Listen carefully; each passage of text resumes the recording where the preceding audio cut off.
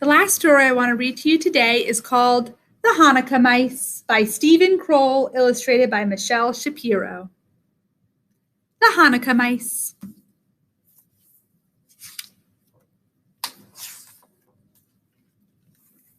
It was the first night of Hanukkah. The mouse family scampered out of their mouse hole and up the basement stairs. They watched Mr. Silman, one of the big people, lift the Shemash candle, say the prayers, and light the first Hanukkah candle. The Shemash candle is that one that goes in the middle, the extra one they use to light all of the others. Now it's time for Rachel to open her first Hanukkah gift, he said. Rachel couldn't wait. She unwrapped the big box in the middle of the living room. She gasped at what she saw. An exquisitely carved dollhouse with a porch and white trim that wrapped around the outside like the frosting on a wedding cake. Each window had a set of tiny lace curtains on it. "It's beautiful," Rachel said. "May I play with it now?" "Not until after dinner," said Mrs. Silman. Mindy Mouse tugged her little brother's tail. "Mitchell, it's just the right size for us," she whispered. "Yeah, you're right," said Mitchell. The Mouse family watched the Silmans eat their holiday supper. They watched Rachel play with the dollhouse after dessert. They scurried behind Mr. Silman as he carried the dollhouse to Rachel's room. They watched as Rachel finally fell asleep. Then Mindy poked Mitchell. "Come on, let's explore." "Shh," said Mama. "Hurry," said Papa.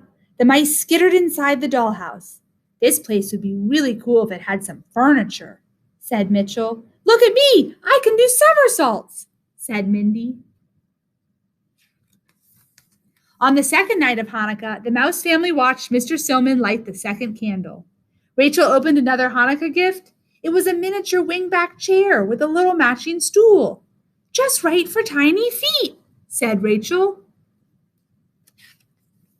When the Mouse family visited the dollhouse later that night, the wing chair was sitting in the living room. Papa settled into it with a smile.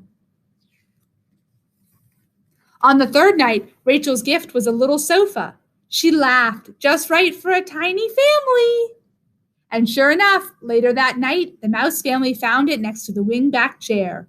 "Look at me," said Mindy, bouncing up and down on the cushions as Mitchell threw a pillow at her.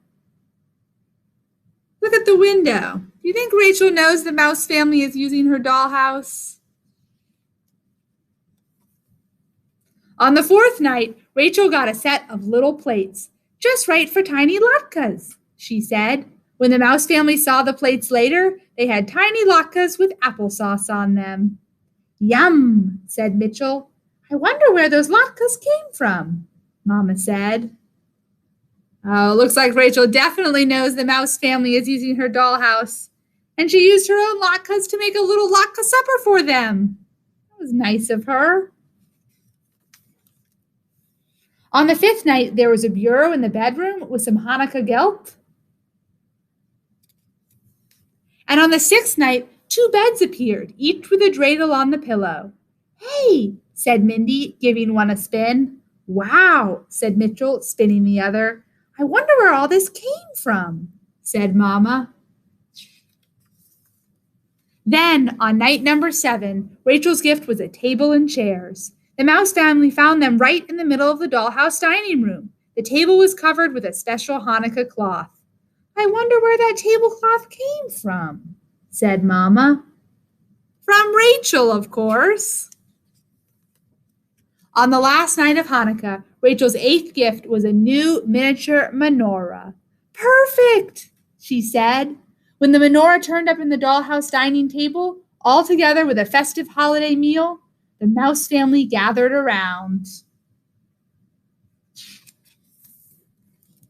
"Our very own menorah for our very own Hanukkah," said Papa, "and so much wonderful food."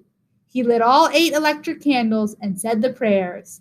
"Happy Hanukkah," said Mindy and Mitchell. "Happy Hanukkah," said Papa. "I wonder where all this came from," said Mama. And from under the covers, Rachel smiled. The end. I think that's a sweet story.